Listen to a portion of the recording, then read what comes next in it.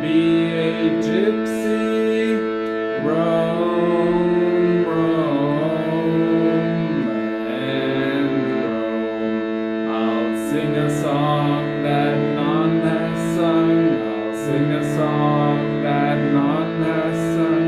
I'll sing to the sky. I'll sing to the wind. I'll sing to the sky. I'll sing to the wind. I'll sing to my red cloud. I'll roam, roam, and roam. I'll roam, roam with them. I'll be the king of the land through which I roam.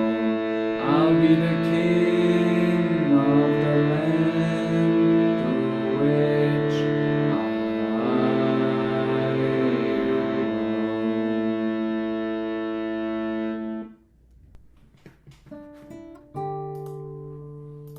Jai Guru.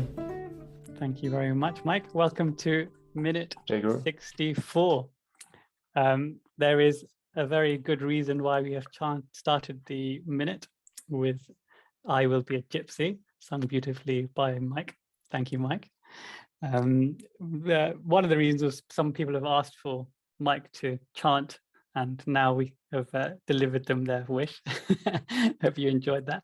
Secondly, this minute really is about a lot of the themes that are expressed in that chant, and we'll go through that in a moment. But first, let me say hello to the guys. Hi, guys. And you'll notice we have a guest, Lauren. Hi, Lauren. How are you?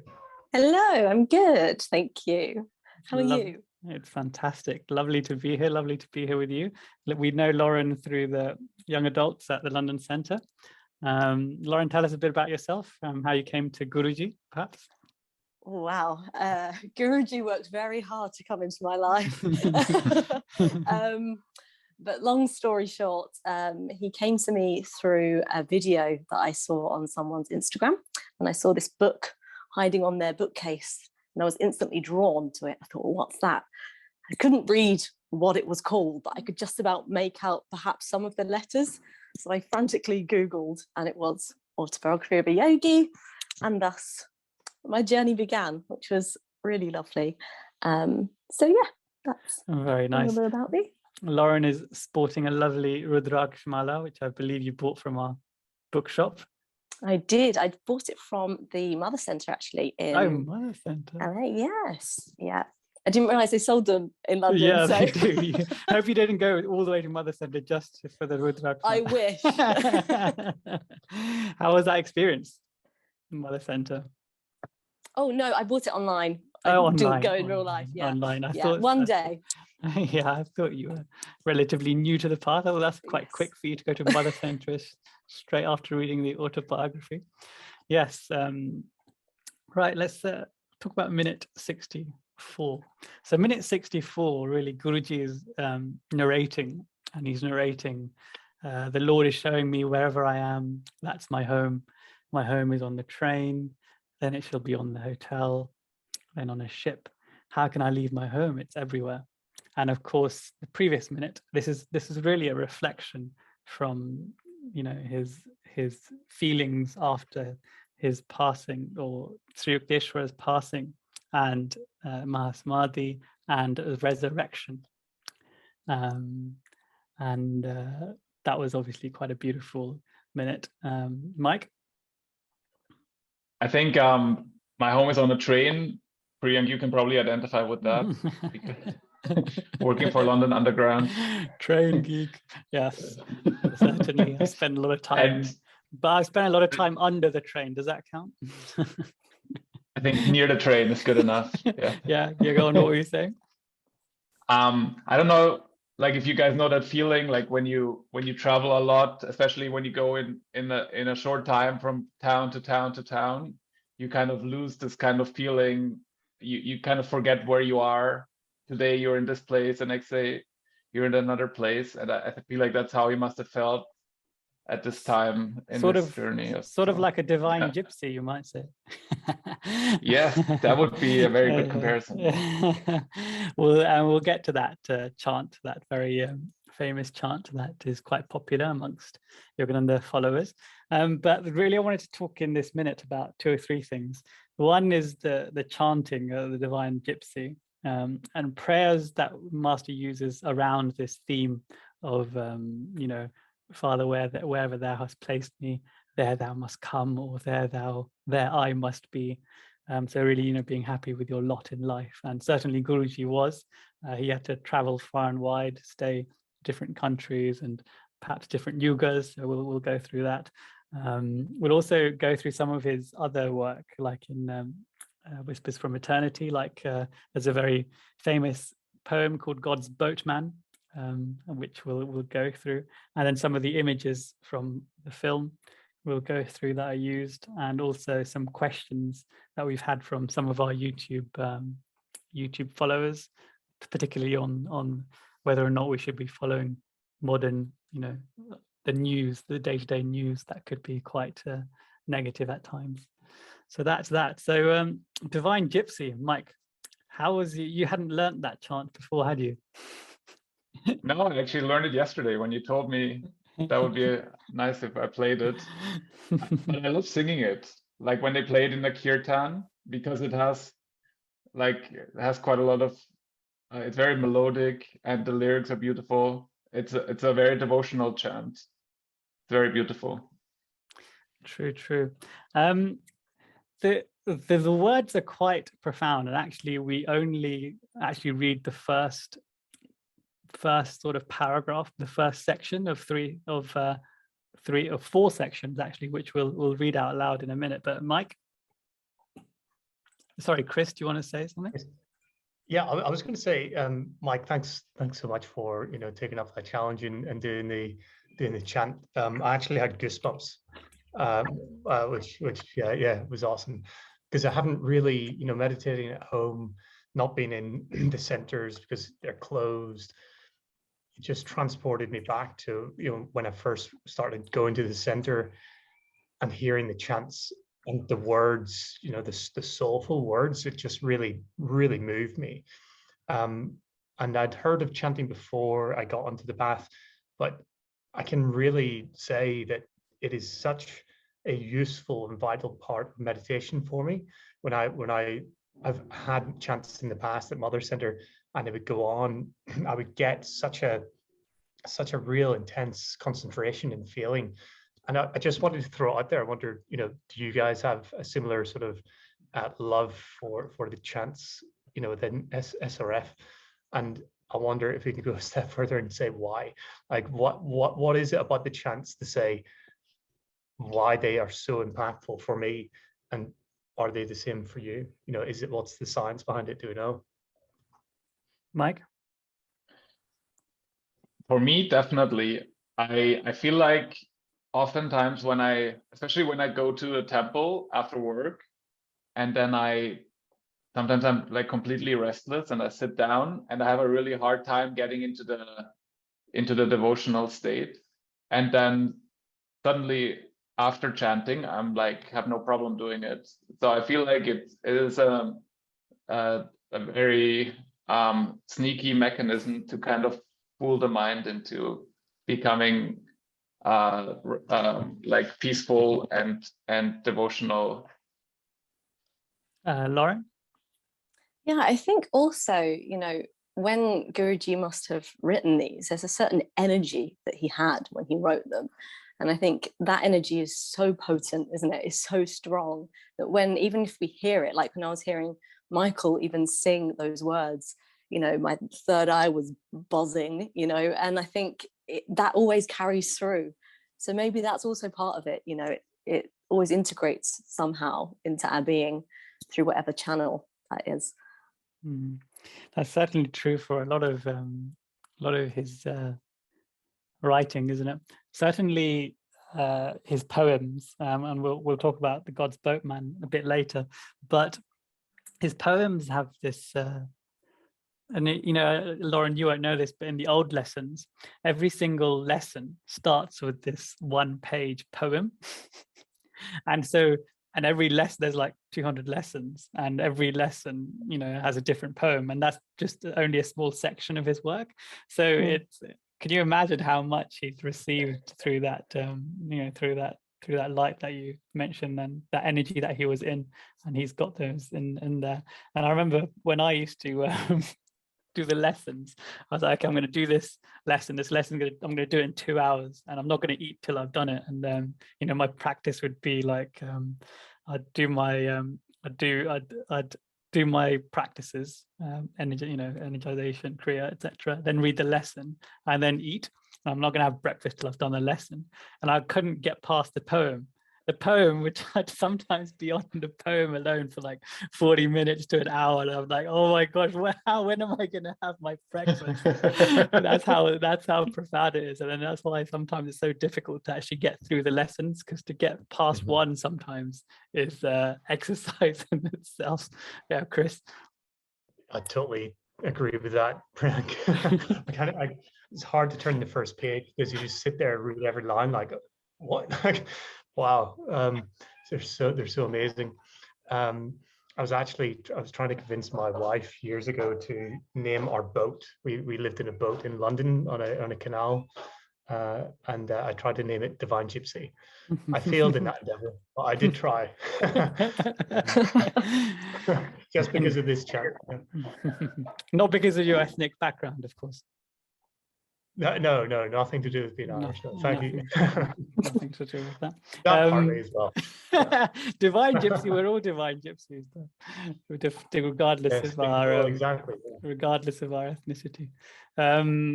Yeah, so let's read the Mike, if you open up the rest of the Divine Gypsy chant, if you want to read the second paragraph, Mike. So this is the second paragraph that we don't actually sing. Yeah. I've never seen that actually. Okay, so by day, the shady trees will be my tent. At night, the stars shall be my candles, twinkling in the firmament. And I will call the moon to be my lamp and light my silver sky camp. I will be a gypsy, and I will roam, roam, and roam. Okay. Chris, if your signal holds up, do you want to try reading the third chapter, paragraph? I will eat the food that chance may bring. I will drink from crystal sparkling spring. I will doff my cap, and off will go, like a wayward brook of long ago. I will roll o'er the green and scatter the joy of all my heart. To birds, leaves, winds, hills, then depart. To stranger and stranger lands from east to west. Oh, I will be a gypsy, roam, roam, and roam. Lauren, last paragraph. But always, when I lay my head to rest, I'll sing to thee my gypsy prayer and find thee always, everywhere. So, what a beautiful poem, which he's also made into a chant. Interesting, you know, the content of this minute really is summarized beautifully in that in that poem, isn't it? I think we can certainly relate to a lot of it. Like when I mentioned earlier, the prayer, you know, Father, wherever thou hast placed me, there thou must come, or there I must be. It's an easy thing to say. It's an easy thing to chant this chant, but for it to enter some marrow of your psyche and you actually become this, you know, this chant, for example, by day, the shady trees will be my tent. At night, the stars shall be my candles. You know, it's a beautiful thought, isn't it? Just the poetry and the image that it brings, but there's obviously a lot of depth there in terms of how you need to be like a renunciant in your life, how you need to, you know, live a life that's kind of like not attached, and you should be happy anywhere. But how often can we actually live up to that ideal certainly when when I'm in a neighborhood or I'm in a noisy environment, I don't think of this poem and think, no, this is this is where God's placed me. This is where I must be. This is where I must call home. I think to get out of there. Mike.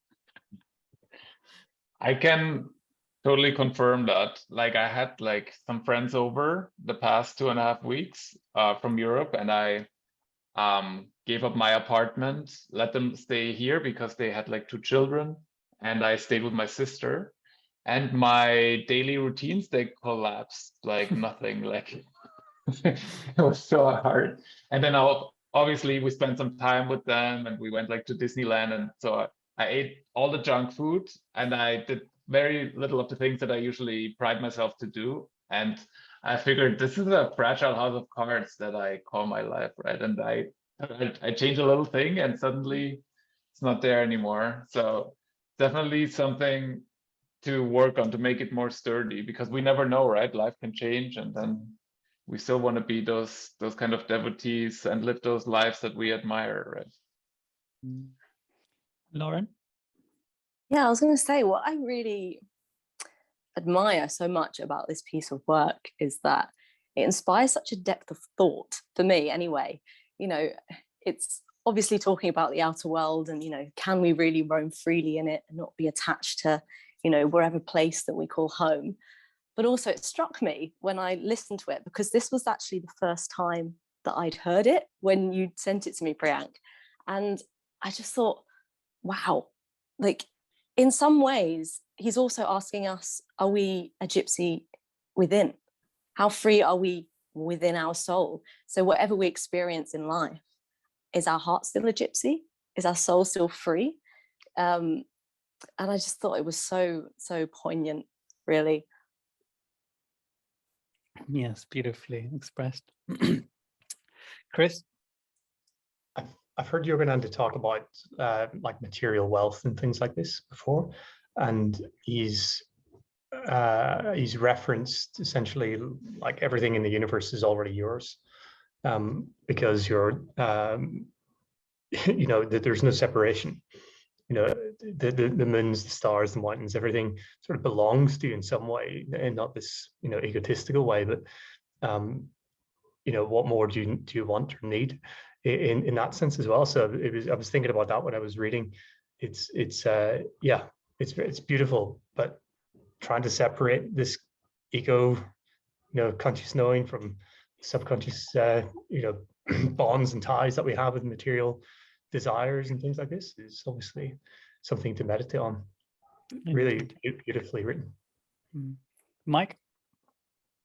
Yeah, when I just heard what Chris said, I just thought of this line, I'll be the king of the land through which I roam, right? And I feel like it's like when you are able to have this kind of environment that's in flux, and you can still be that yogi, that's like you're like level 2, or like you're the next level. You graduate to the next, because that's just much harder to do. And I guess when you're an avatar, you do all those crazy things, and you still have your connection with God. That's the most important thing. Indeed. So in the script of the minute, he actually says home is a train, or it's a hotel, or it's a ship. So it's like ceaseless travel. Obviously, we know that Guruji had to go through in his life to for the spreading of Kriya Yoga in the West, and obviously he'd stayed in so many different places and so many different homes and hotels, etc. And we when he was in Dayananda's ashram, and Dayananda told him, never think that food sustains you, and then Guruji says, in how many countless cities has this council been my savior. And I was just thinking, this is kind of what he's referring to here, how many different places he's had to stay, and probably how many different situations he's had to endure that are probably much less than ideal. Like he even says home is a ship. So he's had to cross many oceans, at least four long voyages to America, back to India, to America, back to India. At least 4 long voyages he's had to go on. So crossing countries and worlds, and perhaps even astral worlds and causal worlds, as Sri Yukteswar has done, and perhaps even yogas, which we can speculate upon. Chris? Yeah, it's such a great concept to think about, isn't it? You know, traveling through almost space and time, isn't it? And reappearing and maybe having a mission, you know, we've talked about maybe who he was in previous incarnations and things like this. So it's if you could tell that story, you know, in a book, how fascinating would that be to read? But the line there in this the bit that we read, I will eat the food that chance may bring. He really did live that, you know, from the beginning, didn't he? The story in the autobiography of a yogi, when he went, he had the challenge from his brother, wasn't it? And he went to a different city without any money, and you know, ended up you know, being taken care of by God, you know, and it was such an awesome story. And I have to say, like, you know, just for conversation, I can relate to this. I'm almost carelessly reckless when it comes to these sort of things and making plans. And you know, I think, you know, when I'm maybe a bit more sober in my thinking, I might say, oh, I'm probably just not very process driven and organized. I probably need to be a bit better with that. But I have to say, I love the spirit of this. I love the spirit of this, and I live. This is the way I live, and you know, it works sometimes, and sometimes it maybe lands me in trouble. And as well, like I can relate to it because being Irish, you know, moving to London, living in a boat, now being in Brazil, you know, never really feeling like I have a home. But people ask me, like, don't you miss X place? Do you miss Y? And I often think, like, well, why would you ever? It's a weird question whenever you realize that, you know, the moment is now, and everywhere is your home. You know, you can travel from A to B, but it doesn't mean that you're not in home, because you're always with God and you're always in the place you can be. So I can relate to what you're saying there, and what Yogananda is obviously saying as well. The home is a ship in some ways. Lauren? Yeah, it's like Chris was saying, you know, your home is everywhere, isn't it? And I think when you do travel around, it sort of teaches you to find and remember God everywhere that you go. And I think maybe perhaps even Yogananda had that when he was traveling around, and perhaps he didn't really want to be there. I know at some points he didn't really want to be in the West, and he'd have preferred to go and be with, you know, Keshwar in India.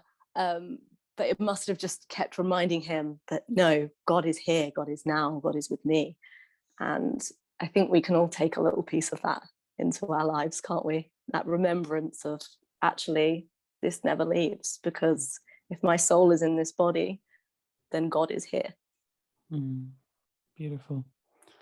Mike, you're a prolific traveler, aren't you? Even though you've never formally given your allegiance to any traveling community per se. You can certainly, I'm sure, relate to this chant more than many of us. Yeah, you're going to say something else though, Mike, please. I travel much less now that I live in California. They got everything here. Yes, all the things that I was looking for, they're already there. When I lived in London, I constantly had to go to Italy or Spain to see the beach, but now I'm content. I was just I'm gonna do that again. You know, like Priyank doesn't like when I give away the dates when we record our episodes. But it happened that yesterday was Babaji's Mahasamadhi commemoration, and that one story that they always tell at those ceremonies is the one that Dayama, where she goes to his cave, right, and then he later says to her, "You don't have to come here to be in my presence," right? And that's exactly, I feel like that's kind of in line with the divine gypsy, right? You don't have to, doesn't really matter where you are. You just live your life. You serve God, and he kind of puts you where you need to be. Be in this world, but not of it, eh, Chris? And can I just add to what I was saying is that my mum often asks me, do you miss home? And home is obviously with her in Northern Ireland. There's only yes one answer. That's Yeah. Forget telling the truth. Only you have to bite your tongue. Yogananda teaches in the lessons, like, be a truth teller, but don't just say like truth for the sake of it. Because it is true. And manage your words carefully. I tell my mum, don't miss home. It's like, in that wait phone till call, she I'm listens to this. Yeah. In that phone call, I'm sure if you listen really carefully, you'd hear your mum's heart drop to the ground as you say, as you finish uttering no. Well, as soon as she sees the hesitation and the cogs trying to turn to figure out the answer, that's already gone, isn't it? You're already in the bad books. Oh gosh, Mike. Yeah, that reminds me. One time I was in Dakshineswar ashram.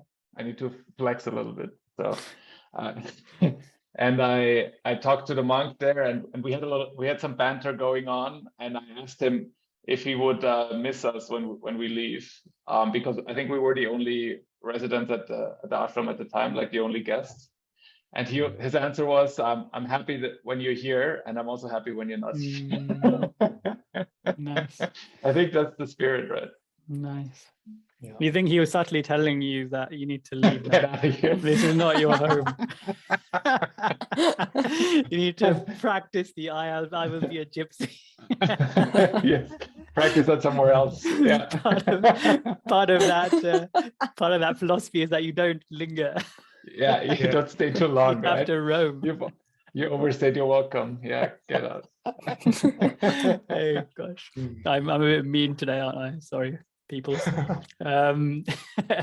Let's talk about another very popular poem, which is along the same sort of lines, which is God's Boatman.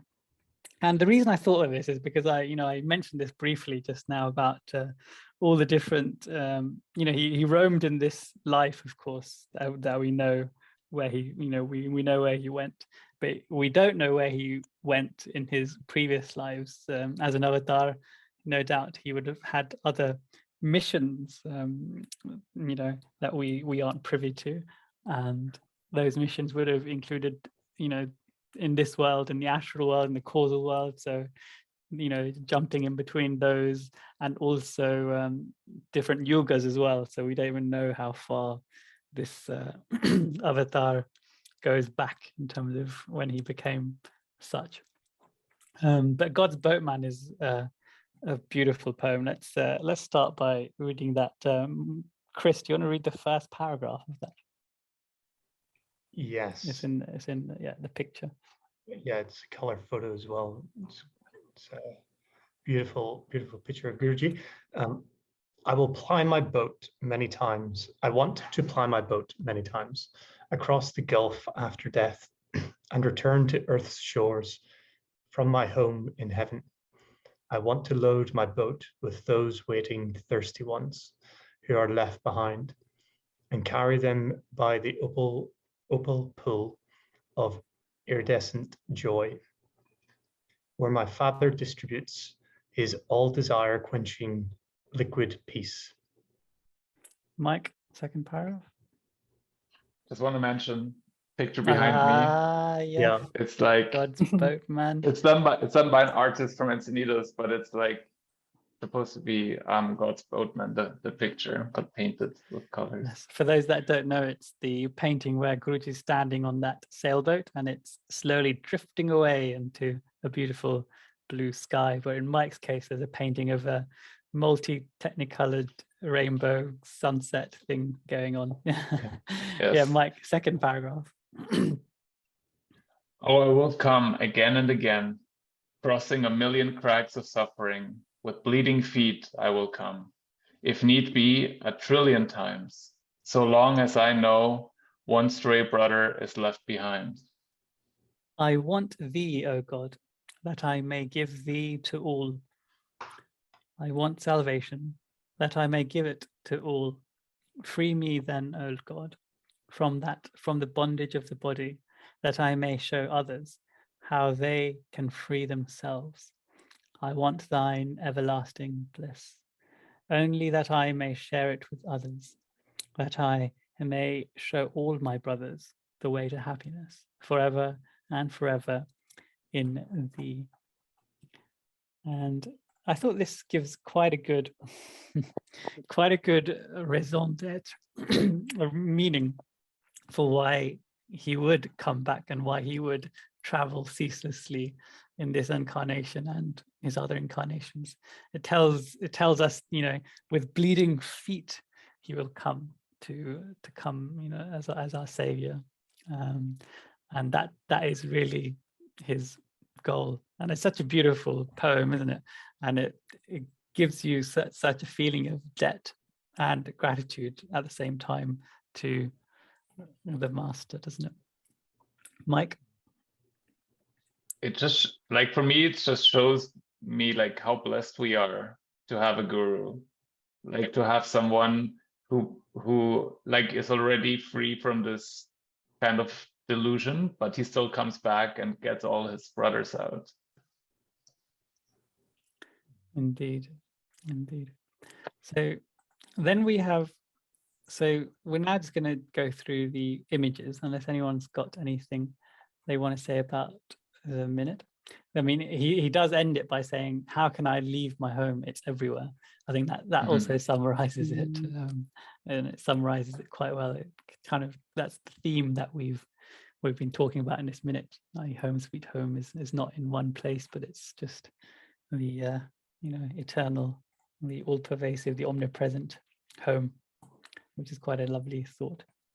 So in this minute, there's some images of it's supposed to be Bombay, so Guruji on a ship, and it's supposed to be Bombay in the background, gateway of India it's supposed to show, but actually I did a bit of research, and it's that scene where he's on the boat is actually a place called Bollard Pier Station, which is like a freight depot for goods, and it's quite a nice site. I don't know if it still exists in Mumbai. I think they may have made it into you know, they may have knocked it down and constructed some other things into it. And at the same time, there's yeah, Mike, do you want to just... Yeah, because I was just going to ask you, because I always thought the Gateway of India is like just an arch, right? Yeah, it's not a whole building, right? Yeah, that's right. Yeah. So in the book, and I think in the film somewhere, it says that it's supposed to be the Gateway into India, but actually Gateway of India is like beyond this scene somewhere. So this is actually a nice British era building for ships and trade, and, you know, trains and cargo and things like that. And during this lovely you know, these lovely scenes and this lovely words that the narrator says, there's a very morose piece of music by Krishnadas, which is entitled Sita's Prayer, or Hey Mata Durga, and I will put the link on our, you know, on the description below. But it's an absolutely stunning piece of music by Krishnadas. I'd really recommend you listen to it, and it'll transport you into a very nice meditative space. Really, that's all that we have for the minute. Does anyone, before we go to the question that we had, Chris? Yeah, just a general comment, you know, on the documentary, they've the prior minutes were quite somber, weren't they? And really, we were looking at the Yogananda's coming to terms with simply his guru leaving him. You know, he said, "Why, you know, Guru Sri Tushar, why did you leave me?" But you can see already, you know, they've shifted the tone of the documentary, and now they're saying, okay, well, he's looking forward. You know, he's maybe letting the new world that he's in sink in. And I think it's done quite nicely. You know, they've changed the tone quite nicely, and it tees up the next few minutes, which are going to really ramp up in terms of their intensity and, you know, the change that Guruji goes through. So yeah, transitioned quite nicely from what was quite a somber few minutes or a couple of minutes there that we had, and really now looking, you know, to blue sky thinking, you know, what lies ahead for Guruji, and he's really got the bit between his teeth. And I think the picture of him looking out over the water, it's almost business-like. I would describe it as. He's got his you know, hat on, you know, clean shaven. He's, you know, dressed like a Westerner. He's looking out over the water, and he just looks like he's very determined, you know. And but I think they captured it very well. So yes, it's a very optimistic tone it suddenly becomes, isn't it? Lauren, do you have anything to add? Yes. Yeah, I was going to say it was actually quite haunting for me with that music as well in the background, and it was sort of bittersweet. So yeah, for me, I got like a sense of, okay, well, there's that sense of loss that he is, you know, moving and going towards other things, but at the same time, the song itself is so beautiful, isn't it? I don't know if you've ever read or listened to the lyrics. It's so just utterly divine. So it's that thing where there can be both things happening at once, yet it's all the same. And again, it's just that reminder, isn't it, that all exists in this one space, and you can always look towards for brighter things too. Yeah, the lyrics are actually in Sanskrit for that. I don't know if did you look it up? Did you know what they meant? Yeah. What do you want to give us a quick lowdown? Yeah, so it's basically a prayer and a celebration, really, of Durga and Lord Shiva as well. So, you know, it goes to say, you know, I think the first line is something about, you know, glory to you, oh, daughter of the mountain, or something like that. So it's really a celebrative song, but that sound of Krishnadas is so grounding, isn't it? It's so moving and has such a rich depth to it. So yeah, it's very multi-dimensional, I think. Yeah, certainly it's a minor chord, isn't it? So it's he's playing the sorrowful music in that, even though it's quite a joyful. The lyrics are quite joyful, as you mentioned. Mike? Yeah, Krishnadas is always great. I mean, they also played another Krishnadas song earlier. Like, feel like whenever there's the moments where they're struggling, they put some Krishnadas music to underline it. Yeah. Yeah. I was gonna say that the meeting Sri Yukteswar probably gave Guruji the closure that he wanted, and that he came to India, and Sri Yukteswar passes away pretty soon after that, right? They meet and they spend some time, and then he passes. And then, like we said in the last episode, that he hadn't really heard from Sri Yukteswar after his passing, and now that he comes to him, suddenly he is like much more uplifted, and it gives him like this kind of confidence and positivity to go like, okay, my mission in America isn't done. I will go back now with renewed vigor. And yeah, a lot of things still to happen, right? The autobiography isn't released yet, and a lot of things haven't happened yet, right? So yes, he has still lots to do. Yeah. And that summarizes the minute well. Thank you very much, Mike. And of course, and also the part of the film we're in, I suppose that's where it is. Minute 58. Someone asked us about. Really, it came off the back of what Brother Anandamoy says. You know, we played a clip of his, and in it he was giving a talk about like attitude, and you know, and people getting the mind frame of people, and he kind of said off, you know, without a thought, he kind of like said, he threw away a line which said, do you ever watch the news? Don't watch it. And someone, this chap, this person on YouTube, they commented saying, when he said not to watch the news, I hope Brother Anandamoy didn't mean not to be aware of what's going on in the world in order to in order to do your part and make it better. I was listening to a convocation Q&A YouTube video, and the questioner asked what she should do to help the world survive its current ecological crisis, or whether it's just negative reporting by the media. And the speaker, a nun, told her she had nothing to worry about, and as the world was actually entering a higher age and everything would turn out all right. Now this, John says, I was shocked by the answer and had to wonder if the monastics were really living in such a bubble. How can you be a public speaker and advising and counseling devotees if you don't know what's going on in the community, the country, and the world, and what's happening to our planet our physical survival depends on? And for all of us, how can we consider ourselves spiritual if we don't realize the oneness that binds everything together and demands responsibility for each one of us? And he says, I don't mean to offend anyone by these questions. It's almost like, you'll forgive me, John, but I watched the leader of the opposition in this country is a chap called Keir Starmer. And I was just watching a video just today, and someone from the street saw him. He was having a coffee and it was all being filmed.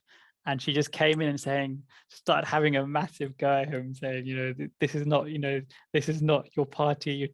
Haven't changed anything for the better. What are you going to do? And these are like 100 questions around the same topic, which is essentially, should the monastics tell us not to keep up to date with current affairs, news, and is a faint, is a distant, kind of foggy idea of us entering a higher age really an excuse for not doing our part? And I thought that's quite an interesting, intriguing question, especially in the light of the fact that Guruji has often said that this creation is meant for our entertainment, and we're meant to be in this world, but certainly not meant to be so moved as to become depressed or down, or use it as an excuse not to follow the path, etc. Mike? I feel like that's like a bit the ego taking over, right? When you feel the weight of the world on your shoulders, because it's never really that. Because like you're one person, you make your effort and it's great and you make a positive contribution. But if you don't do it, someone else will do it, right? Like, and the point that the nun makes with the higher age is a point of perspective.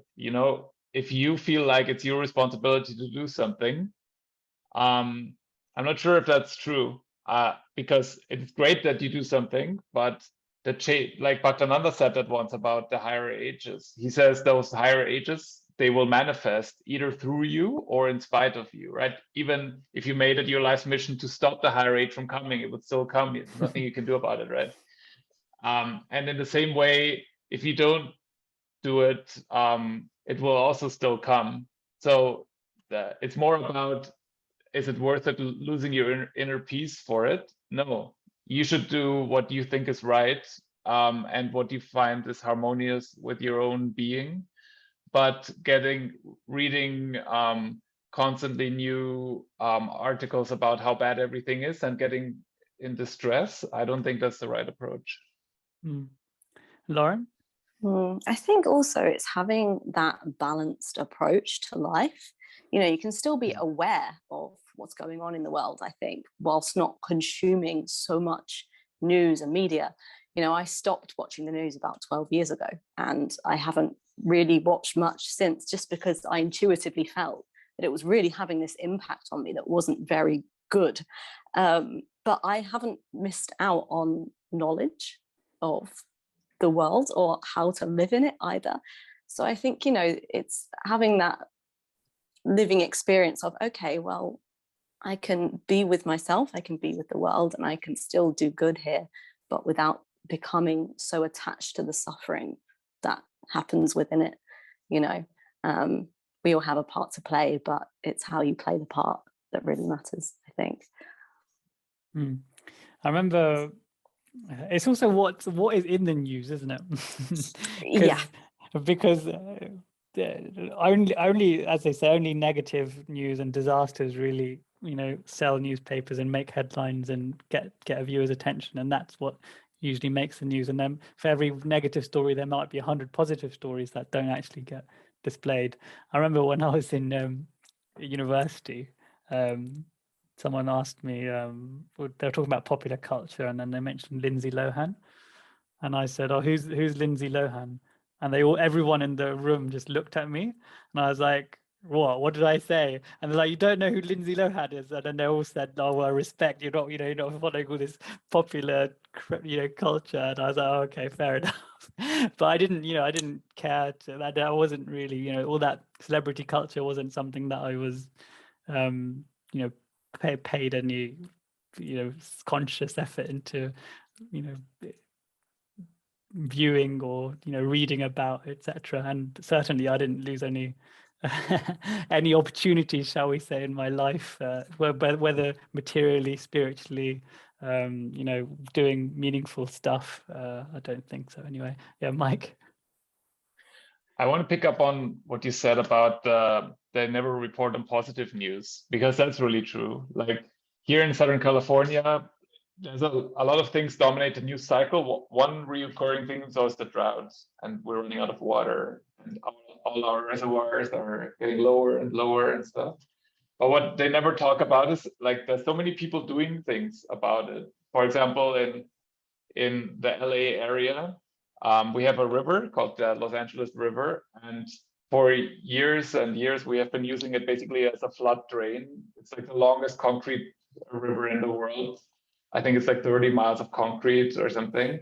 And in the last 20 years, people have been starting to renaturalize the river, to divert parts of its flow into areas where the water can seep into the ground and refill aquifers. And there's now legislation where they can manage how much people are allowed to pump out of the ground in different areas. And basically what they're doing is raising the groundwater level again, which is beneficial for the whole area.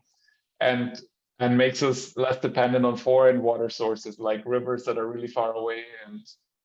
And people never talk about that we are actually doing things about it, and there's progress being made. It's always just, oh no, the drought, and it's like be worried now. Wasn't there a news website or like a channel that did only positive news? And don't think it's become very successful, because I can't recall what it was called. I've seen a few of those, but they were not entertaining enough for me to keep track. Yeah, Lauren? Yeah, I was just going to say, it's like you're saying, Michael, they're only really reporting on one side. And I think, we need to become truth seekers in this world, don't we? Somewhere between what the news tells you and what another source tells you is the truth. And there's always more that actually meets the eye. So, I think it's about doing our own research if we feel so inclined, and actually finding out the truth of what's going on, because I didn't know any of that, what you told me about, what people are doing to help raise the water levels, and that's fantastic. So it just goes to show, really, I think. Mike? One thing that I wanted to mention is Brother Satyananda, he often stresses that manage your media intake. And because he gets often asked, like, because this is, I feel like it's a bit of a trick question, right? It's like, don't read the news because it upsets you, right? But then the people go like, no, but you have to read the news. You cannot be irresponsible. You have to be a citizen that cares. And I don't think that's what's meant there. I feel like it's more like, don't lose your own peace over the news. And if you can't handle it, then don't read it, right? And one thing Brother said recently is, I love that a lot. He said, okay, for every hour that you read news, read scripture. And then you have at least a balanced intake, and you won't all be upset by just reading the news and then have nothing to balance it out with. So you read literature, did you? Is that what you said? Sorry, I missed that. Scripture, okay. Yeah. No, that's better than literature. So, yeah. Yeah, that's that would be a good ratio, I think. Perhaps you should make it a top heavy in terms of for every 2 hours of scripture you're allowed 1 hour of news. Interestingly, this point that Mike you made is an interesting one about how even if you do your best to oppose the coming of the the ascending Dvapara Yuga and the Treta Yuga, the coming Treta Yuga, if you do your best to oppose it, it will come in spite of you because the mass is moving in that direction. I found that quite interesting, because what if you did absolutely nothing, like just lived like a recluse life? You don't know who's getting elected, you don't know what the environmental situation is down in your state or in your country or in the part of your world, what wars are going on. You just live this life of conscious, not taking everything in, just being completely selfish and just being with yourself. And I thought, how would that work? And then I was reminded of, because some people do that, they deliberately don't follow all this stuff, don't they? And I don't see that they're necessarily any unhappier than myself. But I remember Yogananda's very lovely quote, which was, if you change yourself, you've done your part in changing the world, which is one of his quite famous quotes, which for this individual that doesn't doesn't go out to vote or doesn't go out to get a job or whatever, he would still, if say he became enlightened, I'm just hypothesizing here, if he became enlightened, he's obviously changed himself to the infinite degree, and on an energy level, obviously that would have a profound impact in the community and probably the world, in terms of taking us to a higher state of consciousness as a civilization. But also the people around him, i.e. the family, the community that he's from, because usually, like in India, is a classical case in point. You'd have like literally an unlettered, you may have an unlettered, uneducated person, and that person may be a really high spiritual seeker, and he may have attained to self-realization, and you'll have this person that's really a nobody, but people are at his feet, the community are at his feet, because he's obviously become a self-realized master. And imagine how much inspiration that this person is providing, regardless of